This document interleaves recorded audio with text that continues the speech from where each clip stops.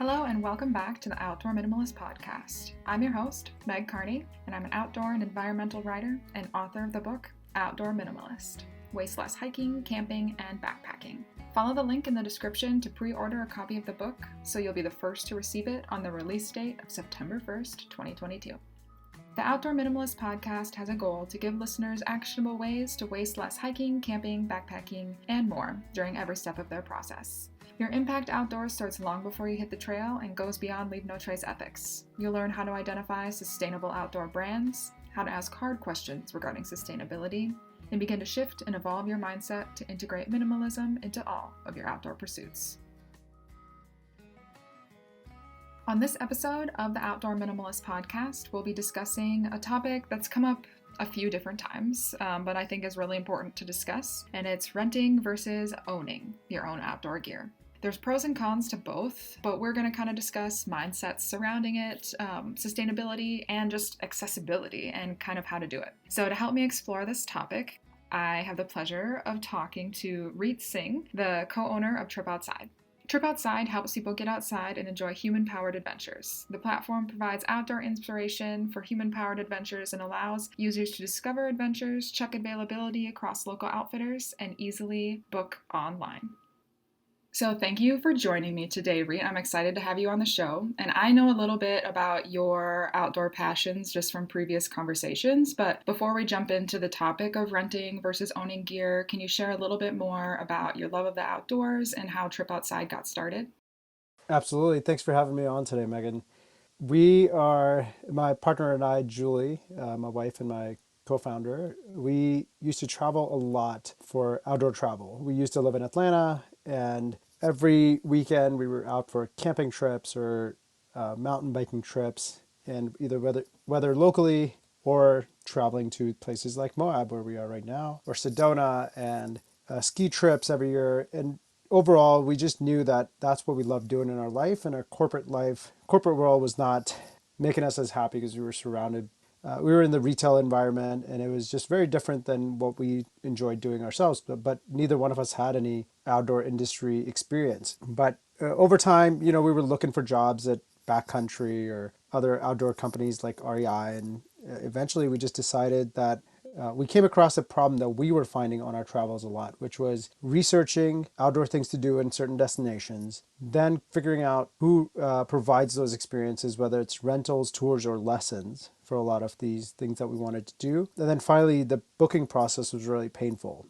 So you have to call the outfitters, figure out what's available, not available, book it. And then when on your vacation, when you're there, you're still spending a lot of time filling out paperwork, waivers, payment, all that stuff while you're on your vacation. And during that time, we had, limited vacation. And after a few years of doing this, we really came to the realization that we want to do something ourselves. We want to build a solution to solve this problem that we were having, and that's where the idea of TripOutside came around. And we started building it in 2017 and quit our jobs at our corporate careers and hit the road in RV in 2017 as well. And we've been building it since. That's really cool. And I personally haven't used the TripOutside platform, but it's probably something that I would use in the future because I do end up, when I go places, end up trying to find like rental things. If I don't bring all my bikes or something, I want to rent a mountain bike somewhere that I go. And it is hard to find. At least I thought during COVID and stuff, it was really hard to find places that were actually doing that. So you had to call like 10 different bike places and they were like, sorry, we're not renting anymore or something like that. So a platform like that makes a lot of sense. And as far as ease of use would be really nice. Yeah, it definitely became even harder during COVID just because there were, before you had to figure out which bike shops rented. Now you have to figure out which ones rent and then even have availability of gear. So I think the availability challenge is really, it's difficult because they all use different, solutions. Some companies don't use anything at all. But that's a really great problem to solve that hopefully we can give people their time back so you can spend more time doing the outdoor activity and less time like researching and finding and calling or spending your time spinning your wheels all the For time. sure. In previous episodes of the Outdoor Minimalist podcast, specifically an episode that I did with R&D Financial, we talked a lot about how renting gear can save you money and how it relates to sustainability. But other than that, since you kind of work specifically in the like rental outfitter space, what do you think some of the pros of renting gear are for just general consumers? Oh, this is such a great topic. And I'm, by the way, first of all, so glad that you're doing an outdoor minimalism podcast. Anything to do with minimalism is really great. You know, any category that you touch, not just for the physical aspect, but the mental aspect of not having to have all this extra quote unquote baggage of things you have to take care of or store or just manage in your daily life, right? So I think when it comes to outdoor gear, I put a few thoughts together on this. I think renting, there's a few factors to consider, I think, before making like a general statement. So some things you just want to think about, whether it's buying or renting outdoor gear, is frequency of use.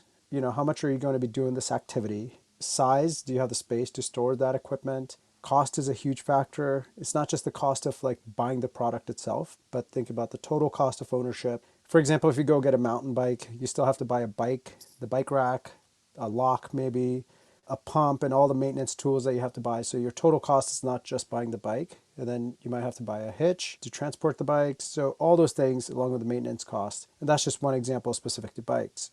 But really, if your frequency is high, then all those things don't matter as much, right? And then it just depends category by category as well. So if you're maybe in skiing, you could buy your boots because they're so important in fit and comfort. But every time you're traveling, you can just rent the skis. And I think there's a lot of benefits that come along with not owning. One, just, you know, I think I talked about cost. It's not just the initial cost, but every single gear that you want or every activity that you want to get into, you can't just keep buying all of it, right? Because there's so many things to try. And now there's, you know, every day there's like a new activity coming out. So I think it's just you free yourself up or trying new things, new experiences and adventures. If you're open to spending some of your costs in trying new things. And then when you really figure out, here's like one thing I want to do all the time and my frequency of use is really high, and or it's painful to rent the gear either through lack of availability or it's really far from the actual activity you want to do, it totally makes sense to buy things. Yeah, I'm glad that you touched a little bit on, I guess, the mindset behind renting versus owning, because I think sometimes, at least in my experience with outdoor rec, in some realms, I don't really know how to phrase that, in some different activities, it seems kind of like you should be owning the gear because it's like a status symbol, I guess, and renting can kind of be seen as like, oh, you're such a beginner or you just can't afford really to invest in this. But I don't really like that stigma, I guess is what I'm trying to say, because it seems counterproductive, but I've seen it a lot. I totally see that. Yeah, absolutely. It just gives you that newbie. There's a lot of intimidation factor, I think, in the outdoors, right? Like maybe in everything. And there's a lot of marketing dollars that get spent behind wanting you to buy your own thing and the latest one all the time, right? So I can see how that happens. But you're absolutely right. Like there is stigma attached behind being a beginner. But you know, one thing we are seeing, and we interview a lot of users in different categories. One thing we are seeing though is we're doing a lot of research in skis, so I can speak to that. Even advanced and experienced skiers and snowboarders are now preferring to rent more. They're seeing the benefit in trying new demo gear. So they get the latest and greatest because products are changing so fast. Like every year there's some new innovation or a new version of the ski or a bike that they just can't keep up, right? So if they like skiing new gear or new skis and the latest and greatest, it's better for them to just rent. So in some categories, maybe it's changing where even the most, you know, more advanced users are still renting, and hopefully that changes. But I really appreciate what you said because there is stigma around like how nice your thing is or how nice your outdoor gear is, or are you good enough, I suppose, just because you're renting or buying or own your highest, latest, greatest. Yeah, that's a really interesting example. Can you like rent long term, like for an entire ski or snowboard season, or is it usually kind of like a one off thing? I mean, I've only ever rented for maybe 5 days maximum in my experience with other equipment, but can you do long term rentals like that anywhere? Yeah, absolutely. Seasonal ski rentals are totally a thing. And I think it's big for kids as well because they grow out of their sizes so fast. I think that's where you see a lot of seasonal rentals. But in a lot of places, yeah, absolutely. In Salt Lake City or a lot of the ski towns do offer seasonal ski rental. It's not so much in, I'd love to see this more in other categories as well, in kayaking and mountain biking and other like summer activities, or it'd be great transition. Yeah, because like you're saying, then you can kind of have the newest technology as far as thing goes and can kind of progress more efficiently, and it makes a lot of sense for children as well. What are your views on like renting versus borrowing from a friend? I think borrowing from a friend could be really great. I think again, it's maybe by category. If it's like a stand-up paddleboard, that's pretty universal, or a kayak, I don't think that's a big deal at all, right? When it comes to something that's more size specific to you or comfort and fit, where it could even be like a safety issue if you're sized too small or too big on that specific gear. I think it's probably best to make sure that if your friend is the same size, that's perfect, but making sure that it's the right fit and the right gear for you. We absolutely love the idea of borrowing things. And I grew up in a culture actually in India where it's like a shared family, and everyone uses everything instead of everyone buying their own thing. And the concept of sharing is very common. Like you don't even have to ask, right? Like if it's available, you could borrow it. So I love all the peer-to-peer marketplaces that are coming up in different categories where one person buys and other people can use those things, and camping.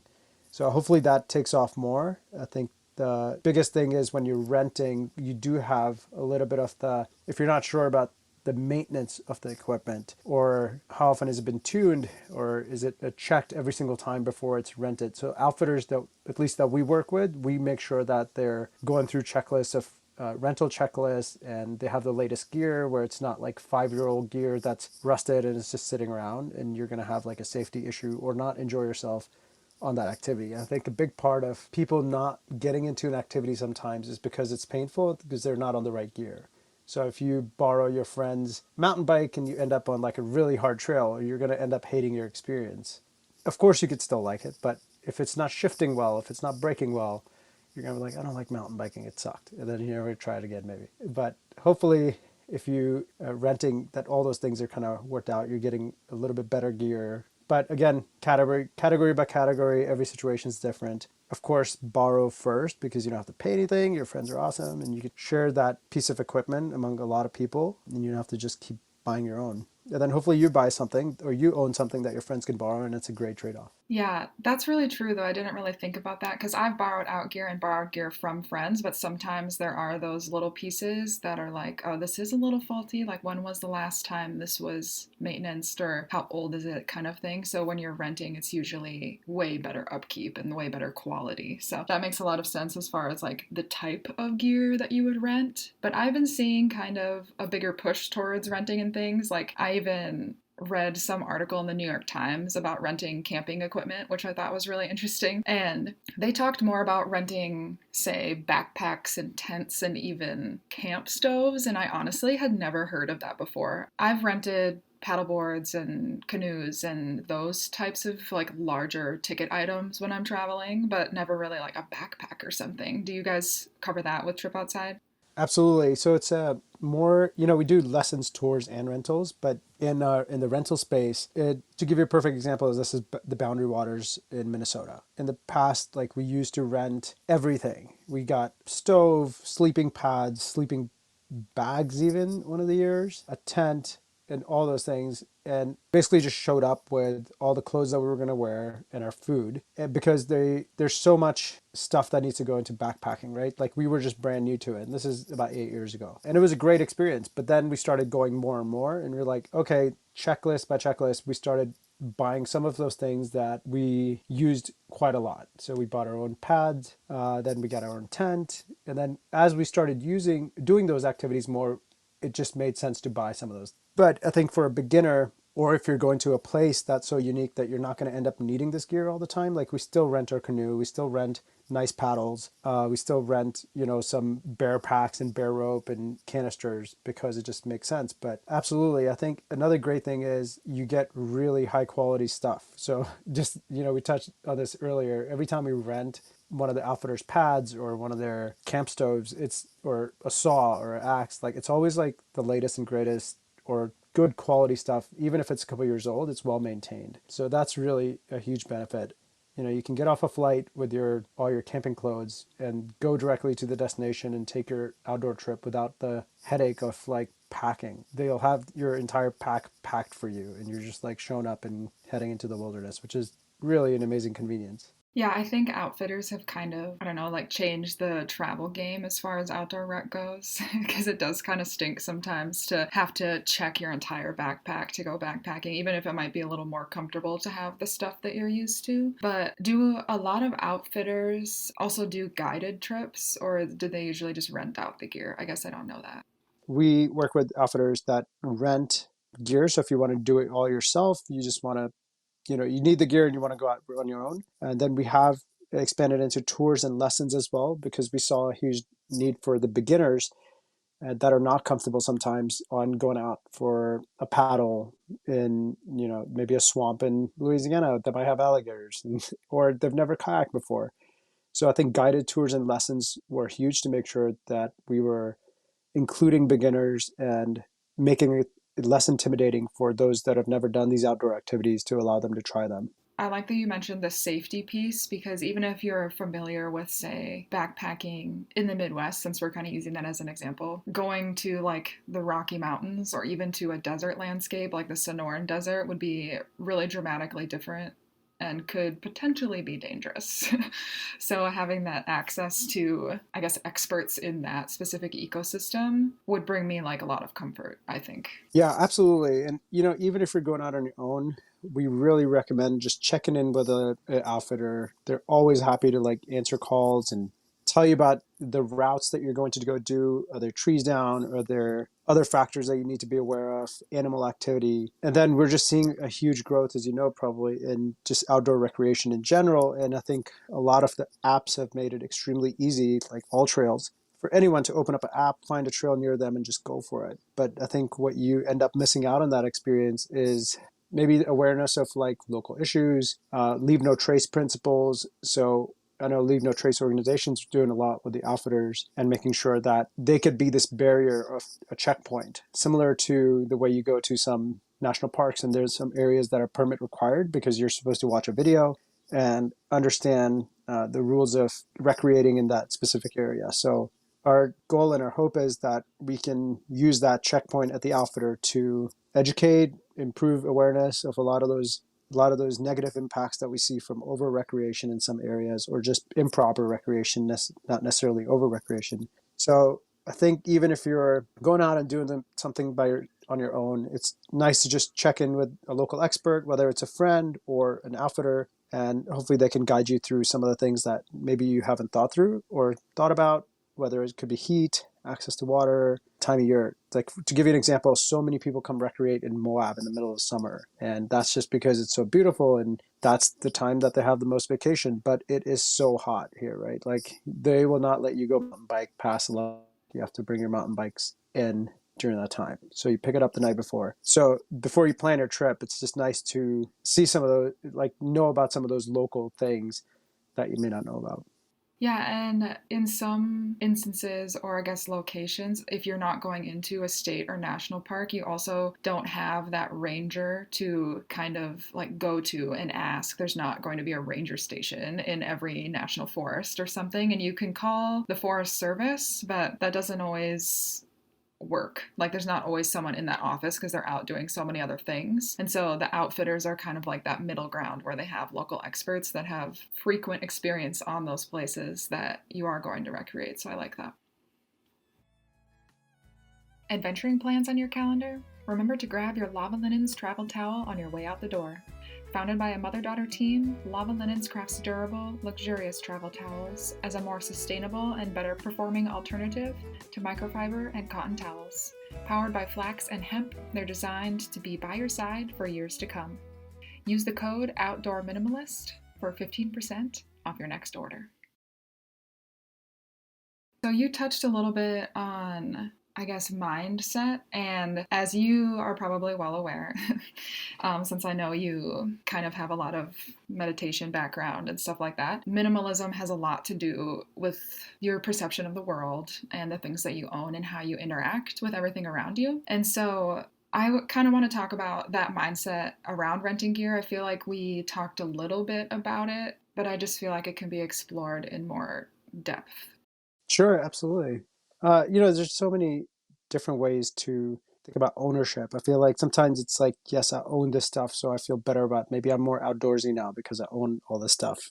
And then there's just like the headspace that it takes up by owning all this gear. You feel like you should use this. Like if you're gear sitting around and you're looking at it all the time, or you have a closet full of stuff, you feel like, oh, I should be using it. But instead, maybe we should stop shooting ourselves and just want to do those activities. And when you want to do it, just go, find the best way to go do it and try new things. And I think a common mistake is, if I buy this piece of gear, I will use it. Or if I buy this kayaking, all of a sudden I'm going to get really into kayaking or be super outdoorsy. I think we make these mistakes in all areas of our life, not just like outdoor gear. It could be technology or and I have to constantly, catch myself. It's like, is this really a pain point that I'm trying to solve, or is this just marketing? Because I saw a lot of commercials or I saw other people, and it's tough, I think, to be a minimalist in our world right now because it's so marketing driven and consumer purchase driven that you're constantly bombarded with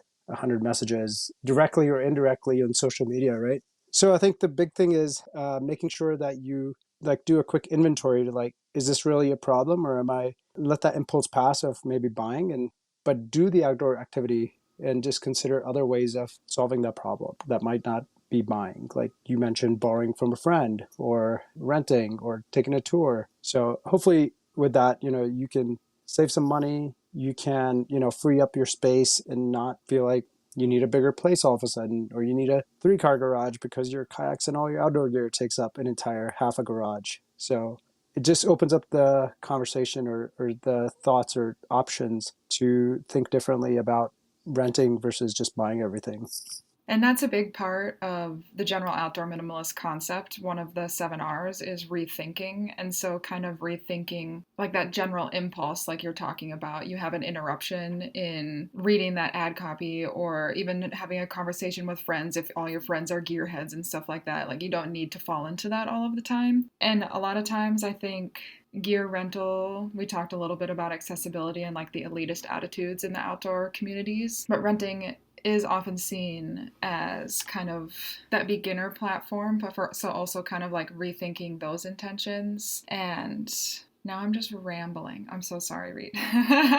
No, that actually no, it makes total sense. Like questioning everything really is just like, is this, I think, but when you're surrounded by people where everybody owns the nicest, maybe you have to question your friends group if that's how you feel, around that group. Is that aligned with your core values, or do you need to jump in and be just like everybody else, right? So it's okay to just do what's right for you, and not just for you. Sometimes it's like, if you think about the greater goal of minimalism and how it ties into environmentalism, feels weird or different to be the outcast. Sometimes that's what you have to do to sometimes do the right thing. Like imagine if 100 people wanted to go kayaking, but they all wanted to own their own kayaks. That's a lot of plastic manufacturing, shipping of bulk things from China to the US, and everything that goes along with it, right? Like instead, if 100 people rented or were open to sharing 10 kayaks, right? Like that could be, you can come up with a calendar and a schedule where everyone can get out and enjoy that activity without the burden of ownership or maintenance. Like that's a huge environmental impact that we can all reduce just by creating a better sharing economy and just changing that mindset a little. Thank you for wrapping it around to that sustainability piece, but I really like the idea of a sharing economy because, at least since I grew up in a northern climate, I feel like a lot of people are kind of cold and separate, and it can be hard to kind of find those communities where everyone wants to share with you and everyone wants to like help you. It's kind of separated, and that can kind of be cultural, I guess. And it isn't true for all parts of the United States, but different areas that I've lived, that has been true. And so it can be hard to break into those outdoor communities, and then you kind of feel obligated to buy things and just go on your own. Yeah, absolutely. Geographically and culturally, I think it depends on where you live and what your environments like, for sure. I've heard a lot of people say that about Seattle now that I'm living in Washington, but I don't want to like throw them under the bus. But one thing that we talked about in the financial episode was that renting gear can save you a lot of money. And I think that is true because you did talk a little bit about the frequency of use and reevaluating and rethinking, like, how often am I actually going to do this activity before you buy something? For instance, if you go backpacking once a year, do you really need every single piece of equipment that goes along with it? Like, maybe you can buy one thing at a time, like you're saying that you and Julie did as you started to kind of integrate that more into your life. But I like the concept of evaluating the frequency of use. And then, gosh, what did they say in that financial episode? They said cost per use kind of breaks it down differently. And renting changes that. I see it happen all the time around, my friends group, and even me, I'm trying to be really conscious of it, buying something and then just letting it sit there. And then, you use it twice. To give you an example, like if you go out and buy a $3,000 mountain bike, you do have to really do the math of like, how much are you going to use it and what's your cost per use on, if you only use it 6 times a year, that's a pretty expensive toy to own, right? And then like you're owning all the maintenance and repairs on the whatever might happen. So, but I think if you can come up with a number in your head and say, if I rent a kayak more than 6 times this summer, or if I, rent a kayak and it's starting to get expensive, because eventually when your frequency of use goes up on renting, it is going to get more expensive where you're like, I could have just bought this for half the price. So maybe we should build a calculator around this actually. It's like having your total cost of the purchase and then like estimating how many times you think you're going to use it and what's the total cost of ownership, along with all the things you're going to have to buy, not just the gear, because like transporting the gear is going to ask, you're going to have to buy a rack and all these other things, maybe even a different vehicle all of a sudden. So just thinking through not just the gear itself, but everything that's going to be involved, and then frequency of use. And then like, as soon as you start using it more and more, you can just easily just go buy it. And I think when it comes to buying, there's a couple of tips that you could really benefit from, like consider buying used. The outfitters always have demo sales for all the gear, bike, paddle, ski. They're at the end of the season. So you're buying something that has already been rented a lot of times, so it's same season still. Oh, really? I didn't know that they sold their gear. The outfitters did that. Yeah. So in a typical year, when it's not, COVID and supply chain issues, every single year at the end of the year, they have demo gear sales. And we picked up our mountain bikes. We've always bought used mountain bikes pretty much. The best thing is you get a really great deal as well. So that's another option. They inspect the gear and it's tuned before selling it usually. And they have a history of use on it too. So like how many times it's been rented, what's the cost, most times.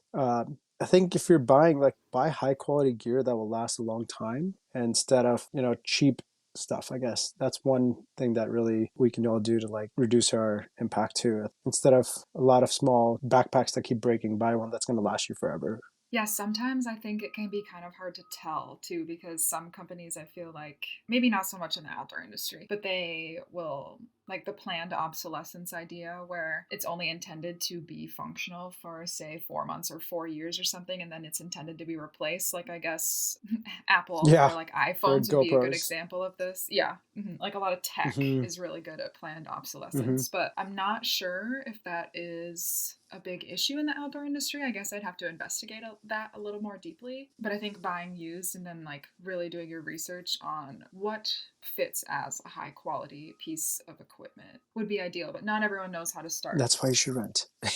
That's why you should rent. Okay. Just wrap it back around to that. Okay. No, I think definitely like, frequency use is a big deal, but that also inconvenience. Like renting can be really inconvenient, right? So we understand that. And because if you're in the middle of somewhere and you want to go snowshoeing, there may not be a rental shop like 50, 60 miles from you. So it just makes sense to own some snowshoes or cross country skis. So it's not just one size fits all, but I think we're talking about the benefits mostly, but it can also be really painful, right? The outdoor industry is moving fast, and they're trying to make the rental process or tour process easy. For example, in skiing, we offer a delivery service where the outfitters will show up at your condo or Airbnb or hotel, whatever, custom fit you on your pair of skis in your own place. They deliver, fit, everything. And then when you're done, you just leave it at the condo and you take off. So I think those types of innovations and service improvements are coming along, but it can be painful, if you want to go do an activity and there's just not enough availability of outfitters or you don't know where to go. So hopefully we can make those things easier, but I think that's part of the reason people like those remote areas, like you mentioned too, is, if you live close to a lake, but your closest town is half an hour away, it's painful to go rent all the time as well. So hopefully with delivery and some of those other things, it becomes easier. Yeah, or like in the boundary waters, since you used that example before, they'll do the shuttle service where you can go to the outfitter and even leave your car there and they'll drive you to and from the drop off point. Yep, absolutely. So you touched a little bit about TripOutside in general, I guess, but it was pretty general terms and it was a great summary. I loved it. But how does that platform like make these types of services and trips more accessible, I guess? Oh, thanks for asking. The biggest thing we're focused on is first just offering human-powered adventures. We want to focus on getting people outside responsibly, but using your own body instead of, we say, burn calories, not fossil fuels. And so first thing we look for is outdoor activities and adventures to do that are human-powered. Then we look for the highest rated outfitters. So we check reviews, we look through the reviews. We want to make sure that you're going to have a great experience if you're a beginner or new to that area on your way to the outdoors, right? So there's many times the gear could be really old or bike tech could be super condescending when you ask a question about some basic stuff. And it can be intimidating to get into the outdoor industry if you're a beginner or try new outdoor activities. So those are some of the things we look for when we seek out outfitters. And then finally, the booking process. We're just trying to make that easier so you don't have to call 5 different shops to see what's available, then give your credit card over the phone. And then when you show up, you're still signing waivers and doing all this manual paperwork when you're on vacation. So hopefully by making it easier, we can enable more people to go do outdoor activities, having all the experiences that are available around you, whether you live in a city and there's, you're in San Francisco and there's kayaking right around the corner, or even in New York we have bike rentals and kayak rentals like right within like 30 minutes of a city. So giving people the ability, whether they're on vacation or near where they live or wherever they happen to be, showing them all the available options, comparing and then booking it all online is our mission. And we want to explore bike, paddle ski, climbing, canyoneering, and also rentals, tours, or lessons. Yeah, I like that it is all included, that it kind of takes out a big research piece for people. So even if you're already on vacation, you'd maybe be able to find something like pretty quickly. Yeah, and I know we have a ton of work to do on this, constantly trying to improve the way we can serve those experiences without having to spend a lot of time on our platform. We want you to just jump on, see what's close to you, see all the relevant information, and hopefully get off your device as soon as you can so you can be outdoors. I love that. So, how can listeners find TripOutside if they're interested in using it? Yeah, tripoutside.com is probably the best way. We would love it if you joined our email list. We'll send out an email with some like secret spots, hidden places that are not so found over the last 4.5 years. We've been traveling in an RV, and there's definitely the great places like Moab and Sedona that are amazing. But what we have found is there's so many incredible places in the US that are still unfound. And hopefully we can help you discover some of those. On Instagram, it's trip.outside. I think those are probably the best places to catch us. Awesome. And I'll share that in the episode description. And I really like that you're sharing lesser known areas, even though sometimes people don't like that concept, but it kind of distributes people more evenly. So then places aren't being overrun and overwhelmed, and it kind of like opens up the opportunity for other landscapes to be experienced and enjoyed, and it stops places from overcrowding. We really want to help bring outdoor recreation to some amazing places, like with the support of the states themselves. The states are focusing big time on places that are shutting down mining, and those economies have no idea what they're going to go do with those towns. So building trails, bringing outdoor recreation, and growing that infrastructure in places like New Mexico, Colorado, and small towns that have, amazing mountains and recreation opportunities, and creating jobs and opportunities in those areas that are going to be disrupted by a lack of coal industry or mining industry in the future. That's really cool. I feel like that could be a whole episode in itself. Let us learn a little bit more about that too, and we're really, really excited about that. And we really hope that could be, if you have a mountain that you can look at, and at the end of the day, it's about making money off that landscape, however that is. But if outdoor recreation can make more money than mining, the state doesn't really care, Yeah, right? yeah. So instead of destroying that mountain, how can we coexist with it and use It's it? really interesting to think about how those transitions like start and grow and things like that. But I don't want to keep you on here too long. Thanks for being on here. No, thank you. We could just keep talking forever otherwise.